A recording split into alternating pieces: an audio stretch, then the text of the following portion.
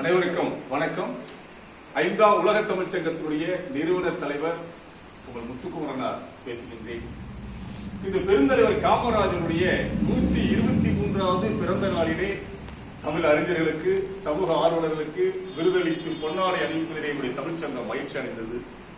அந்த வரிசையிலே எனக்கு ஒரு கூடுதல் மகிழ்ச்சி. எனக்கும் சரி, என்னுடைய அருமை நண்பர், 50 ஆண்டு கால நண்பர் தமிழறிஞர் காத்தப்பன் அவர்கள் தென்னவன், நான் கிட்டத்தட்ட ஒரு 50 ஆண்டுகளுக்கு மேலாக தமிழ் பணி. அந்த என் தம்பி எல்லாம் கூட சின்ன பிள்ளை படிச்சிருக்க காலத்துல கூட ஓடி வருவாங்க.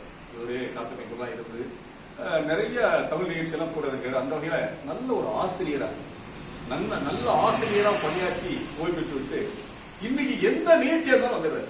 எனக்கு ஒரு பெரிய ஆச்சரியம். நடக்க முடியாது, ஆனா நீச்சல் இருப்பார். கடலூர்ல எந்த நிகழ்ச்சியா இருந்தாலும் சரி, ஒரு பை, அந்த பையில அத்தனை இருக்கும். தண்ணீர் பாட்டில், மாத்திரை, மருந்து எல்லாம் இருக்கும். இவர் எப்படி நடந்து வராருன்னு முடியாது. அது ஒரு உந்துதல், ஒரு சமூகத்தில் இருந்த ஒரு அக்கறை, தமிழ் மீது இருக்கின்ற ஒரு பற்றுதல். எந்த மீட்டிங்கா இருந்தாலும் சரி, அவருக்கு தெரிஞ்சதுனாக்க என் தம்பி முன்னோசி இருப்பாங்க. இருந்து அவர் யாசியமா பாராட்டுவாரு.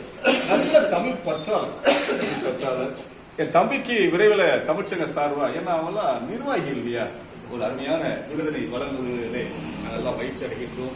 தற்போது எங்களுடைய 5ஆம் உலக தமிழ்ச் சங்கத்தினுடைய பொதுச் செயலாளர் தமிழறிஞர் காத்தவர்கள் எழுதிய கண்ணம்மை தேவி சதகம் என்ற புத்தகத்தை வழங்குவதிலும், காமராஜருடைய வரலாற்றினை என்னுடைய அன்பு பாசத்துக்குரிய தம்பி ஆசிரியர் அருஜோதிக்கு வழங்குவதிலே மகிழ்ச்சி அடைகின்றோம்.